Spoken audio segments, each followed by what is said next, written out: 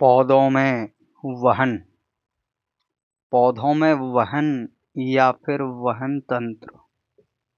वहन तंत्र। What is circulatory system in plants? वहन को अपन इंग्लिश में सर्कुलेटरी सिस्टम बोलते हैं। Circulatory TORY system. What is circulatory system in plants? पौधों में वहन किसे कहते हैं या वहन तंत्र किसे कहते हैं? तो इसी के बारे में आज चर्चा करेंगे कि वहन होता क्या है। जैसा कि नाम से स्पष्ट है, पिछले टॉपिक्स में हमने क्लियर करवा दिया था वहन किसे कहते हैं। वहन, इसे परिसंचरण भी बोलते हैं। परिसंचरण, इंग्लिश में सर्कुलेटरी सिस्टम। तो परिसंचरण या वहन का एक ही अर्थ है विभिन्न पदार्थों का एक जगह से दूसरी जगह तक पहुंचना वहन या परिसंचरण कहलाता है। इसी को इंग्लिश में सर्कुलेशन कहते हैं। और पौधों में वहन की क्रिया किसके द्वारा होती है, इसी के बारे में अपन चर्चा करते हैं। तो पौधों में जो वहन है उसको करने के लिए दो प्रकार के ऊतक पाए जाते हैं। सबसे पहले अपन ये जान लेते हैं कि ऊतक क्या होते हैं। What are tissues? ऊतक कोशिकाओं से मिलकर बने होते हैं। कोशिका कोई भी जीव है उसकी इकाई है। जीव की इकाई। Cell is the main functional structure of human body. किसी भी जीव की इकाई को कोशिका कहते हैं। जिस प्रकार से दीवार बनाने के लिए ईंटों की जरूरत पड़ती है, ठीक उसी प्रकार से सजीव का निर्माण करने के लिए, जीव का निर्माण करने के लिए कोशिका की जरूरत पड़ती है। तो कोशिका जीव की इकाई है। इसकी खोज रॉबर्ट हॉक ने की थी। अपन ये बात कर रहे हैं कि ऊतक क्या है। ऊतक कोशिकाओं से मिलकर बने होते हैं। कोशिकाओं का समूह होता है। समूह माने ग्रुप। ऐसी कोशिकाएं जो आपस में इकट्ठी हो जाएं, सम्मिलित हो जाएं, एकत्रित हो जाएं और सभी कोशिकाएं एक ही प्रकार से, एक ही जैसा कार्य करें, तो उसे हम ऊतक कहते हैं। ऊतक की परिभाषा अगर दें तो ऊतक कोशिकाओं का ऐसा समूह होता है। ऊतक कोशिकाओं का ऐसा समूह होता है जिसकी सभी कोशिकाएं एक साथ कार्य करती हैं। तो ऊतक तो अपन ने जान लिए। और पौधों में वहन के लिए, सर्कुलेशन के लिए दो प्रकार के ऊतक पाए जाते हैं। अब वे ऊतक क्या होते हैं ये अपन जान लेते हैं। What are tissues? Those tissues which are used for circulation in plants. वे ऊतक जो पौधों में उपयोग किए जाते हैं वहन के लिए, परिसंचरण के लिए। तो पहले होते हैं जाइलेम, जाइलेम, और दूसरे होते हैं phloem, phloem. There are two types of tissue in plants for circulation. Circulation के लिए, वहन के लिए या परिसंचरण के लिए पौधों में दो प्रकार के ऊतक पाए जाते हैं, जिनमें से पहले हैं जाइलेम ऊतक और दूसरे हैं फ्लोएम। जो जाइलेम हैं ये पौधों में जल का संवहन करते हैं, जल का वहन करते हैं, माने जल को एक जगह से दूसरी जगह पर ले जाते हैं। अब जल जो है पौधों में नीचे जड़ों में दिया जाता है, तो जड़ों के माध्यम से ये जल को उठाते हैं और पत्तियों तक ले जाते हैं। कौन? जाइलेम। दूसरे हैं फ्लोएम। ये भी वहन का ही कार्य करते हैं, पर ये खाद्य पदार्थ यानी भोज्य पदार्थों का संवहन करते हैं। खाद्य पदार्थ माने भोजन का। पौधों में जो भोजन है उसका संवहन फ्लोएम करते हैं, उसको एक जगह से दूसरी जगह तक ले जाते हैं phloem. Phloem are those tissue which are used for food circulation. Phloem ऐसे ऊतक हैं, ऐसे ऊतक पाए जाते हैं पौधों में जो कि भोज्य पदार्थों का यानी भोजन सामग्री खाद्य पदार्थों का संवहन करते हैं। और भोजन पौधों में हमने प्रकाश संश्लेषण में जब टॉपिक क्लियर करवाया था तब बताया था कि पौधों में भोजन बनाने की प्रक्रिया पत्तियों में पाई जाती है, क्योंकि पौधों की पत्तियों में क्लोरोफिल पाया जाता है, हरा वर्णक होता है, और सूर्य प्रकाश की उपस्थिति में पौधा क्लोरोफिल की सहायता से अपना भोजन बना लेता है। यह क्रिया प्रकाश संश्लेषण या फोटोसिंथेसिस कहलाती है। पिछली टॉपिक में अपन ने क्लियर कर दिया था। अब ये क्वेश्चन है कि वहां पे अपन ने शॉर्ट में समझा दिया था कि जाइलेम और फ्लोएम, तो अपन ये अब डीपली चल रहे हैं कि जाइलेम जल का संवहन करते हैं और फ्लोएम भोजन का संवहन करते हैं। इस प्रकार से अपन ये चलते हैं। देखिए, कोई भी पौधा है उसमें जाइलेम और phloem, what are the difference between xylem and phloem, xylem और फ्लोएम में अंतर क्या है, इस टॉपिक को भी ध्यान में रखेंगे तो अपन आगे बढ़ते हैं। कोई भी पौधा है, फॉर एग्जाम्पल अपन ये मान लेते हैं, तो ये देखिए ये इसकी पत्तियां हैं। पौधे की पत्तियों में छोटे छोटे छिद्र पाए जाते हैं जिन्हें रंध्र बोलते हैं। जैसा कि हमने वाष्पोत्सर्जन का टॉपिक समझाया था तब हमने बताया था, वाष्पोत्सर्जन की क्रिया में भाग लेने वाले छोटे छोटे छिद्रों को रंध्र कहते हैं, स्टोमेटा कहते हैं, जो कि पौधों के अंदर से जल को अवशोषित करते हैं और वायवीय भागों के द्वारा पत्तियों में से वाष्प के रूप में उड़ा देते हैं। वाष्पोत्सर्जन कहलाती है यह क्रिया, ट्रांसपिरेशन। तो कुल मिला के जो जाइलेम हैं वो क्या करते हैं, जैसे ये मान लीजिए जड़ें हैं, पौधे की जड़ें फैली हैं, तो जाइलेम यहाँ पाए जाते हैं, पौधों के शरीर में पाए जाते हैं और ये जल का संवहन करते हैं, नीचे से जल को ले जाते हैं। कोई मोटर वोटर नहीं लगी रहती। जैसे नारियल का पेड़ कितना बड़ा होता है फिर भी नारियल के फल में पानी निकलता है, माने जल उसमें भी पहुंच जाता है। तो बहुत से ये सोचते होंगे कि जल ऊपर तक कैसे पहुंच गया। तो कुल मिला के कोई मोटर वोटर नहीं लगी है, ना कोई परमात्मा उसमें आके इंजेक्ट कर देता है जल को।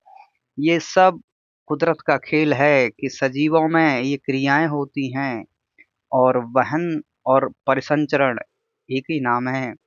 जैसा कि जाइलेम बताए थे जल का संवहन करते हैं, तो जाइलेम पौधों में जड़ों से जल को अवशोषित करते हैं और पत्तियों तक ले जाते हैं। ये वहन का कार्य है जाइलेम का।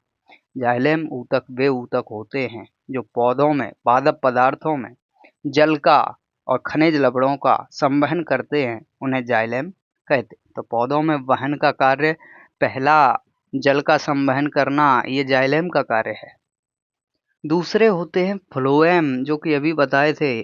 फ्लोएम जो हैं हल्के ब्राउनी कलर के होते हैं और ये पौधों में भोजन को पत्तियों से नीचे तक लाते हैं। इस प्रकार से जाइलेम एंड फ्लोएम दोनों क्रियाएं करते हैं और पौधों में वहन की क्रिया संपन्न होती है। कुल मिला के टॉपिक ये है कि पौधों में वहन को समझाइए। तो कुल मिला के अपन ये कहेंगे पौधों में वहन या वहन तंत्र निम्न दो ऊतकों के द्वारा होता है। इनमें फर्स्ट इज कॉल्ड जाइलेम, इनमें से पहले हैं जाइलेम और दूसरे हैं फ्लोएम। जाइलेम जल को नीचे से ऊपर तक ले जाते हैं, फ्लोएम भोजन को ऊपर से नीचे तक लाते हैं। ऊपर भोजन पत्तियों में बनता है, कब बनता है, सूर्य प्रकाश की उपस्थिति में। In the presence of sunlight plants make their food with the help of chlorophyll. Chlorophyll की सहायता से कोई भी पौधा सूर्य प्रकाश की उपस्थिति में अपना भोजन बना लेता है ग्लूकोज के रूप में, C6H12O6। ये भोजन बना लेता है और अपार मात्रा में ऊर्जा निकलती है। इस प्रकार से यह क्रिया प्रकाश संश्लेषण या फोटोसिंथेसिस कहलाती है। तो पौधों में वहन या वहन तंत्र, ये टॉपिक अपना आज क्लियर हुआ। नेक्स्ट क्वेश्चन अपन ये कहेंगे कि देखिए अगला टॉपिक अपन ये उठाते हैं कि अल्कोहल का ईंधन के रूप में उपयोग किस प्रकार से किया जाता है।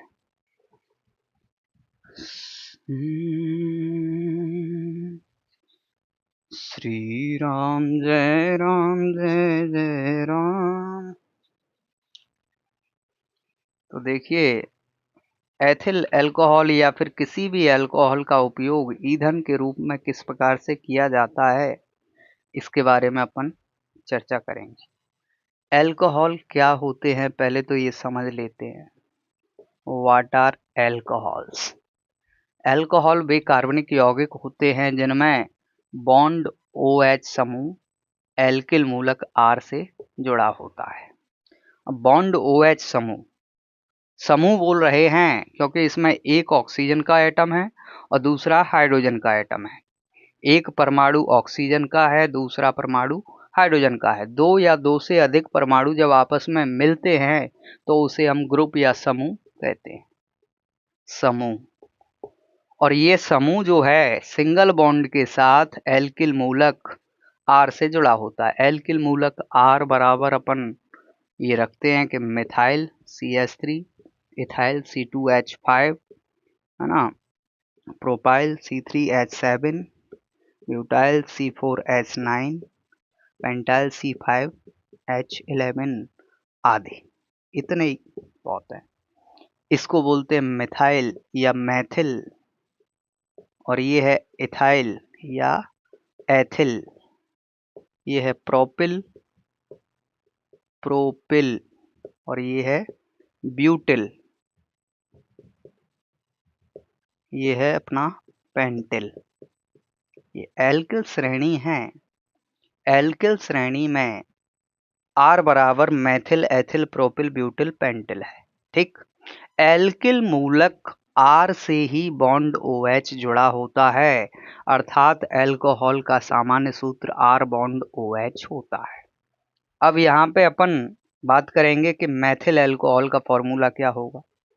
तो मैथिल अल्कोहल का फॉर्मूला हो जाएगा CH3OH, मिथाइल अल्कोहल। मैथिल का फॉर्मूला CH3 और OH अपन बात कर चुके हैं। अल्कोहल की पहचान है इस प्रकार से, मिथाइल अल्कोहल का फॉर्मूला CH3OH।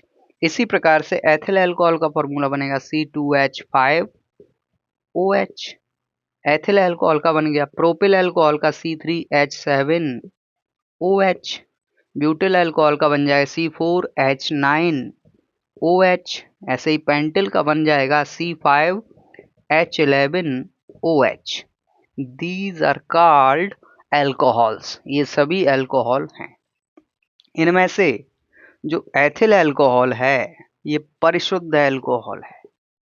OT में पूछा जा सकता है कि परिशुद्ध अल्कोहल किसे कहा जाता है, तो अपन ये लिखेंगे C2H5OH को, यानी इथाइल अल्कोहल को परिशुद्ध अल्कोहल कहा जाता है। अब अपन ये बात कर रहे हैं कि एथिल अल्कोहल का उपयोग, किसी भी अल्कोहल का उपयोग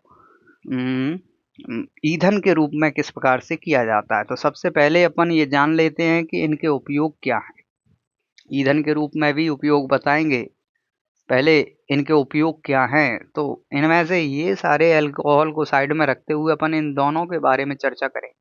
ये वाला जो अल्कोहल है मिथाइल अल्कोहल, मैथिल अल्कोहल,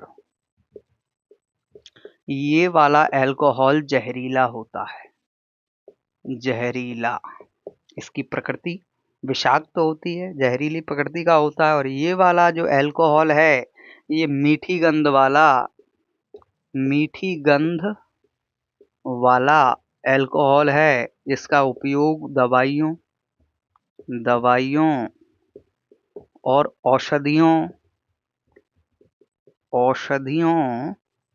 तथा शराबों के निर्माण में किया जाता है। अब जो मैथिल अल्कोहल है इसका उपयोग किस में किया जाता है? जहरीली प्रकृति का है, इसलिए इसका उपयोग कीटाणुओं को मारने के लिए किया जाता है। जैसे कोरोना वैक्सीन बनाई गई थी उसमें सैनिटाइजर जो उपयोग किया गया था वो मेथिल अल्कोहल का बना था। कुछ लोगों ने ये समझा कि अल्कोहल का उपयोग शराबों के निर्माण में किया जाता है, औषधियों के निर्माण में किया जाता है, शराबों के निर्माण में किया जाता है। तो कुछ लोगों ने ये समझ के कि सैनिटाइजर जो है वो अल्कोहल का बना है, चूंकि जानते नहीं थे मिथाइल अल्कोहल है कि इथाइल अल्कोहल है, उसका सेवन कर लिया तो बहुत से लोग मर गए। और मर गए फिर बाद में उन्होंने कुछ लोगों ने अफवाह उड़ा दी कि लोग मतलब वैक्सीन से मरे, जबकि वो मरे थे सैनिटाइजर से। सैनिटाइजर जो था वो एथिल अल्कोहल का न बनते हुए मैथिल अल्कोहल का बना था, क्योंकि मैथिल अल्कोहल जहरीला होता है। एथिल अल्कोहल का उपयोग तो दवाइयों के निर्माण में किया जाता है, औषधियों के निर्माण में किया जाता है, शराबों के निर्माण में किया जाता है, जबकि मैथिल अल्कोहल का उपयोग विभिन्न प्रकार के कीटाणुनाशक चीजें बनाने के लिए किया जाता है। अब अपन बात ये कर रहे हैं कि विकृतीकृत अल्कोहल किसे कहते हैं, स्पिरिट अल्कोहल, विकृतीकृत alcohol. What is denatured alcohol? तो कुल मिला के विकृतीकृत अल्कोहल के बारे में अपन ये कहेंगे कि एथिल अल्कोहल का उपयोग दवाइयों के निर्माण में किया जाता है, औषधियों के निर्माण में किया जाता है, शराबों के निर्माण में किया जाता है। किंतु कुछ लोगों ने केवल इतना ही समझा कि एथिल अल्कोहल एक शराब है। क्या समझा?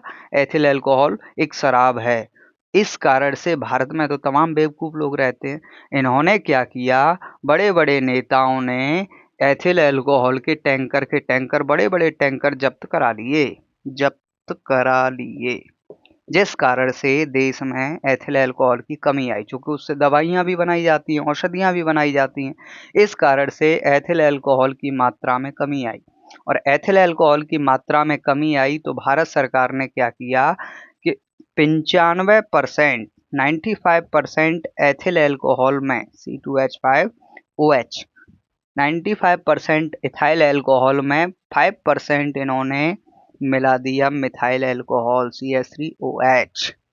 इस प्रकार से 95% एथिल अल्कोहल में 5% मैथिल अल्कोहल मिला देने से जो अल्कोहल बनता है उसे हम कहते हैं विकृतीकृत अल्कोहल। फिर यहाँ से इसकी प्रकृति जहरीली हो जाती है, फिर ये पीने योग्य नहीं रहता है। तो कुल मिला के अपन ये कहेंगे, विकृतीकृत अल्कोहल की परिभाषा को देंगे तो अपन ये कहेंगे कि देश में लोगों ने एथिल अल्कोहल का दुरुपयोग किया।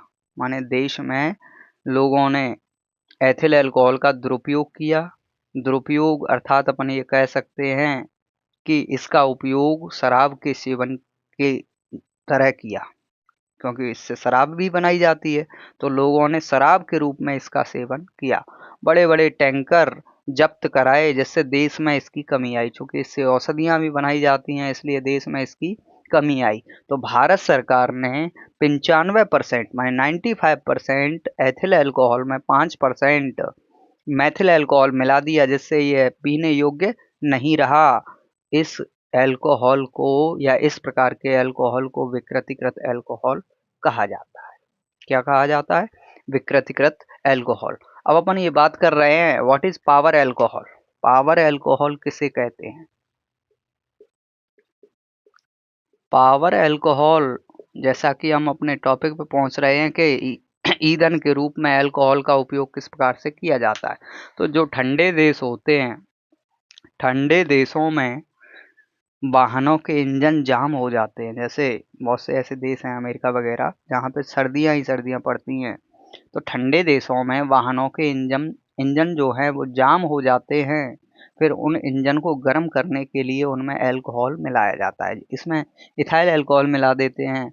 तो इस प्रकार से हम ये कहेंगे कि वाहनों को गर्म करने के लिए अल्कोहल का उपयोग किया जाता है, जिसे पावर अल्कोहल कहते हैं। इस प्रकार से अपना ये टॉपिक क्लियर हुआ कि ईंधन के रूप में अल्कोहल का उपयोग किस प्रकार से किया जाता है। तो अपन ये कहेंगे कि ठंडे देशों में वाहन के इंजन को गर्म करने के लिए अल्कोहल का उपयोग किया जाता है, जिसे पावर अल्कोहल कहा जाता है, और इसी प्रकार से ईंधन के रूप में अल्कोहल का उपयोग किया जाता है।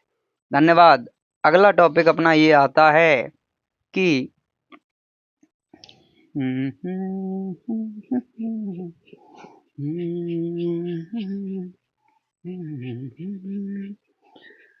बंदौ गुरुपद पदुम परागा, सुरुचि सुवास सरस अनुरागा, अमिय मोरि मैं चूरन चारु, समन सकल भवरुज परिवारु। बंदौ प्रथम महीसुर चरना, मोह जनित संशय सब हरना। बंदौ राम लखन वैदेही, जो तुलसी के परम स्नेही। तो देखिए अपना टॉपिक अगला है ऊतक संवर्धन। ऊतक संवर्धन क्या होता है? ऊतक संवर्धन, इसका एक और नाम है कायिक प्रवर्धन। कायिक प्रवर्धन पौधों में, कुछ पौधों में यह विधि पाई जाती है। चूंकि पौधे जीवित हैं, सजीव की श्रेणी में आते हैं। काय की श्रेणी में आते हैं? सजीव की श्रेणी में आते हैं। और सजीव हैं तो जीवन की प्रक्रिया इनमें भी होगी, जैव प्रक्रम की सारी घटनाएं इनके अंदर भी होती हैं। तो पौधों में कायिक प्रवर्धन या ऊतक संवर्धन को अपन ये समझा रहे हैं। ऊतक संवर्धन या कायिक प्रवर्धन एक विधि है जो पौधों में जनन की प्रक्रिया को दर्शाती, कुछ पौधों में पाई जाती है। जैसे कोई पौधा है, उसकी एक कलिका को काटकर, कलिका माने डाल को काटकर मनुष्य स्वयं अपनी इच्छा से किसी जमीन पर लगाता है और उसमें पानी वगैरह देता है, तो उसी कलिका से एक नया पौधा विकसित होता है जो बड़ा होकर एक वृक्ष का आकार ले लेता है, एक विशाल वृक्ष बन जाता है। इस क्रिया को ऊतक संवर्धन या कायिक प्रवर्धन कहते हैं। तो अपन ये परिभाषित करेंगे कि जब मनुष्य स्वयं अपनी इच्छा अनुसार किसी पौधे की कलिका को तोड़कर या काटकर या छीलकर मिट्टी में लगाता है और स्वयं उससे एक नया पौधा विकसित होता है जो एक बड़ा विशाल वृक्ष बन जाता है, इस घटना को ऊतक संवर्धन या कायिक प्रवर्धन कहते हैं। ये विधि बहुत ही लाभदायक विधि है। बजाय ये देखिए, पौधों को उगाएंगे अपन, तो पौधों को उगाने के लिए बाहर से बीज लाने पड़ेंगे। बीज, परिपक्व बीजांड को बीज कहते हैं। बाहर से बीज खरीद के लाओगे, टाइम बर्बाद होगा, पैसे बर्बाद होंगे। तो ये कैसा कि किसी पौधे की कलिका को तोड़कर या काटकर उसी को जमीन में लगा दें और उसी से नया पौधा विकसित हो जाए। लेकिन यह विधि कुछ ही पौधों में पाई जाती है। जैसे कमल का पौधा है ना, मेहंदी का पौधा है, मेहंदी, नीम का पौधा है, नीम, पीपल में भी यह विधि पाई जाती है।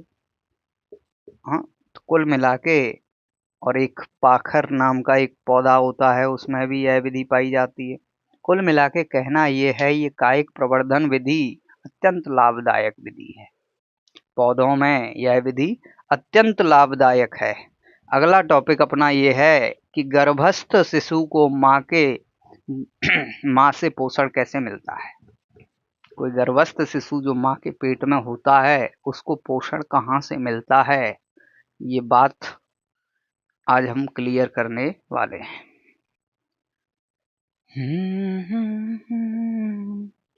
होठों से छू लो तुम, मेरा गीत अमर कर दो। होठों से छू लो तुम, मेरा गीत अमर कर दो। देखिए, गर्भस्थ शिशु जो है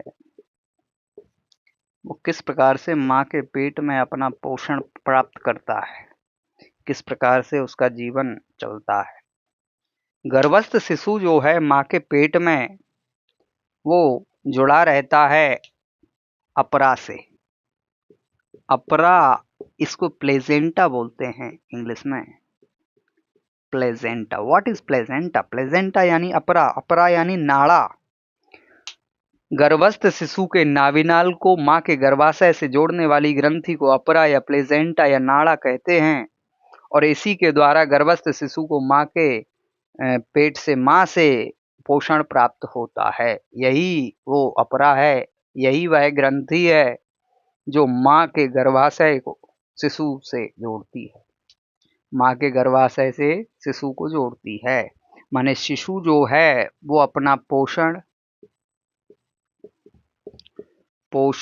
श्वसन, है ना, इत्यादि सभी क्रियाएं जो जैव प्रक्रम की होती हैं, उत्सर्जन वगैरह, ये सारी क्रियाएं शिशु की प्लेजेंटा के द्वारा होती हैं, क्योंकि यह वह ग्रंथि है जो गर्भस्थ शिशु को मां के गर्भाशय से जोड़ती है।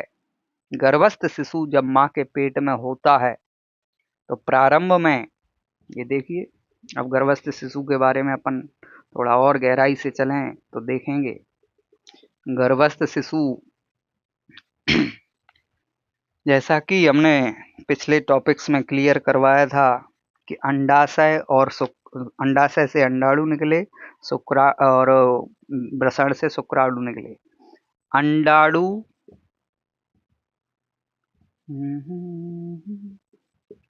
अंडाणु प्लस शुक्राणु बराबर जायगोट, युग्मनज। जायगोट, यह क्रिया कहलाती है निषेचन, फर्टिलाइजेशन, जो कि होती है अंडवाहिनी में। अंडवाहिनी में तो कुल मिला के मादा युग्मक अंडाणु, नर युग्मक शुक्राणु जब आपस में मिलते हैं तो जायगोट का निर्माण होता है। यह क्रिया कहलाती है निषेचन, फर्टिलाइजेशन, और यह क्रिया मनुष्य में अंडवाहिनी में या फैलोपियन नली में संपन्न होती है। अब ये अपन बात करते हैं कि अंडाणु किस प्रकार से अंडवाहिनी में आता है, किस प्रकार से निषेचन होता है। तो देखिए, अंडाणु जो है उसकी संरचना के बारे में अपन थोड़ा जान लेते हैं।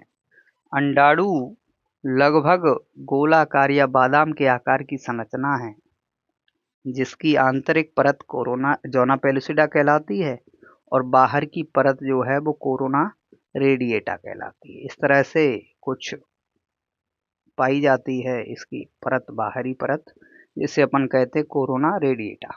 बीच में केंद्रक पाया जाता है। केंद्रक के चारों ओर कोशिका द्रव भरा होता है।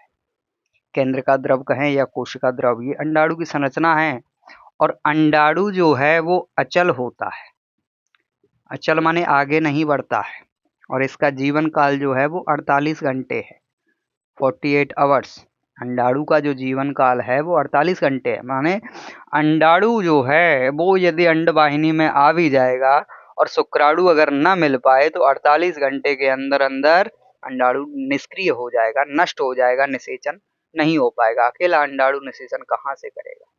अब शुक्राणु के बारे में जानते हैं। शुक्राणु ऐसी संरचना है, इसका ऊपरी भाग होता है सिर कहलाता है। इसके ऊपरी भाग सिर पर एक टोपी नुमा संरचना पाई जाती है, इस तरह से, जिसे कहते हैं अपन एक्रोसोम। बीच में केंद्रक होता है। केंद्रक के चारों ओर कोशिका द्रव भरा होता है, और इसका बीच वाला भाग कहलाता है ग्रीवा, जिसमें छोटे छोटे बिंदु के आकार के तंतु पाए जाते हैं, जिन्हें हम अक्षीय तंतु कहते हैं, और ये ग्रीवा भी कहलाता है। बीच वाला भाग जो है ग्रीवा कहलाता है। इसमें बिंदु पाए जाते हैं जिन्हें नैवेन कर्म या अक्षीय तंतु कहते हैं। नैवेन कर्म या अक्षीय तंतु। और शुक्राणु का जो लास्ट वाला भाग है वो कहलाता है पूंछ। पूंछ जो है, अब ये देखिए, इसमें छोटे छोटे बिंदु के समान तंतु पाए जाते हैं, जिन्हें अपन कहते हैं अक्षीय तंतु। अक्षीय तंतु। जो शुक्राणु है वो पूंछ की सहायता से ही आगे बढ़ता है, अर्थात शुक्राणु चल होते हैं। अंडाणु अचल होते हैं, शुक्राणु चल होते हैं, और इनका जो जीवन काल है वो 72 आवर्स है, 72 घंटे। अर्थात यदि शुक्राणु योनि के माध्यम से ग्रहण कर लिए जाएं और शुक्राणु अंडवाहिनी में चले भी जाएं, चल होते हैं वो तो पहुंच जाएंगे पूंछ की सहायता से, लेकिन अंडाणु अगर ना आए तो 72 घंटे के अंतर्गत शुक्राणु नष्ट हो जाएगा। कुल मिला के अगर निषेचन की प्रक्रिया होती है तो अंडाणु और शुक्राणु दोनों का मिलन होता है, दोनों का समागम होता है।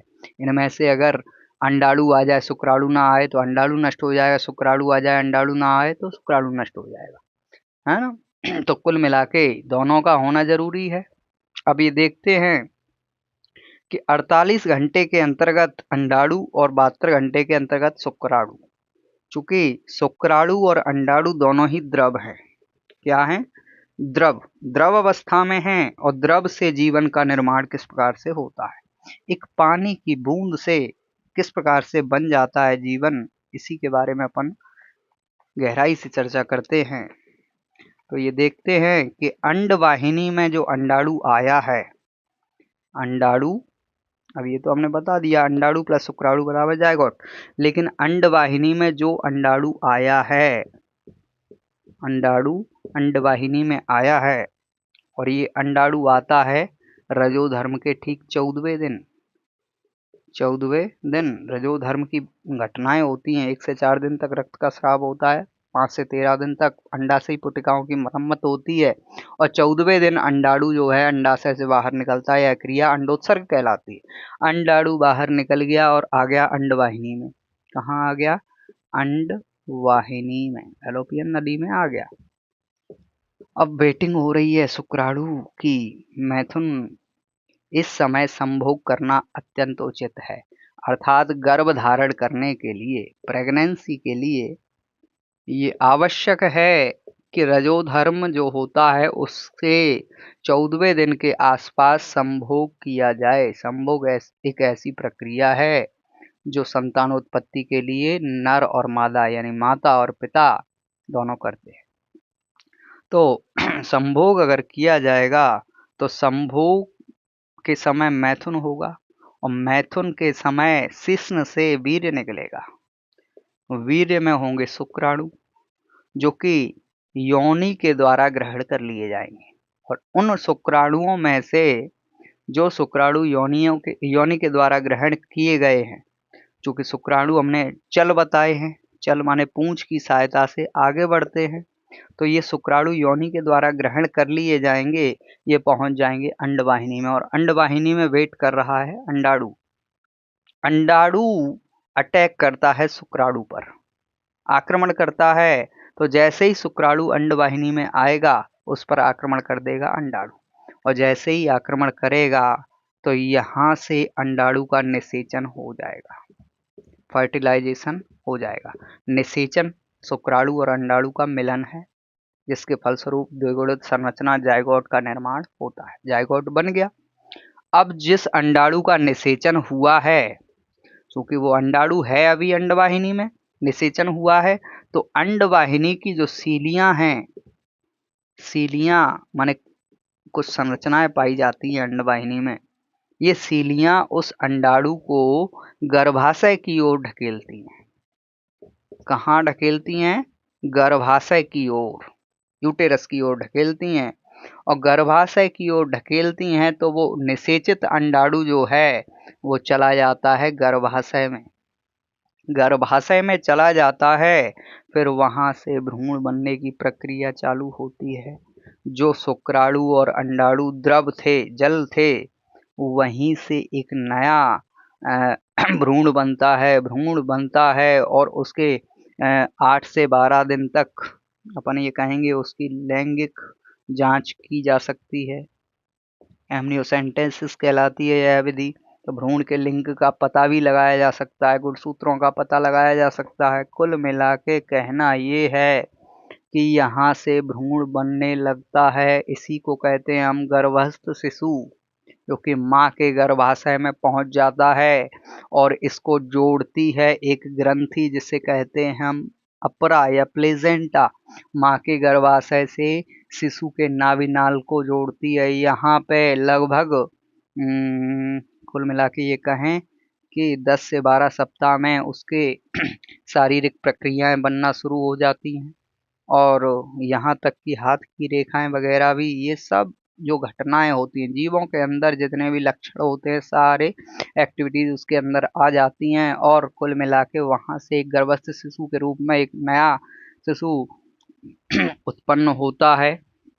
और अपन ये बात करते हैं माँ के पेट में जो शिशु होता है वो सब प्रकार की क्रियाएं करता है। कुल मिला के माँ जो खाती है वो भोजन उसको मिलता है इसके माध्यम से, अपरा के माध्यम से। माँ के द्वारा किए गए सारी क्रियाएं वो समझता है किसके माध्यम से, अपरा के माध्यम से। तो इस प्रकार से अपना ये टॉपिक क्लियर होता है कि गर्भस्थ शिशु को पोषण कहाँ से मिलता है। तो अपन ये कहेंगे गर्भस्थ शिशु को पोषण माँ के गर्भाशय से मिलता है। और गर्भाशय से कौन प्राप्त कराता है, अपरा यानी प्लेजेंटा। गर्भस्थ शिशु को पोषण अपरा से मिलता है या प्लेजेंटा से मिलता है। ये क्वेश्चन बहुत ही इंपॉर्टेंट है कि अपरा या प्लेजेंटा के कार्य क्या हैं, अथवा गर्भस्थ शिशु को पोषण कहाँ से मिलता है। तो अपन ये कहेंगे, ये एक ही जैसे क्वेश्चन हैं, आंसर इनके सेम हैं। तो अपन ये कहेंगे कि गर्भस्थ शिशु को पोषण माँ के गर्भाशय से अपरा के माध्यम से मिलता है या प्लेजेंटा के माध्यम से मिलता है। अपरा वह ग्रंथि है जो माँ के गर्भाशय से शिशु के नाभिनाल को जोड़ती है और शिशु का माँ से संबंध जोड़ देती है। कुल मिला के ये टॉपिक अपना क्लियर हो।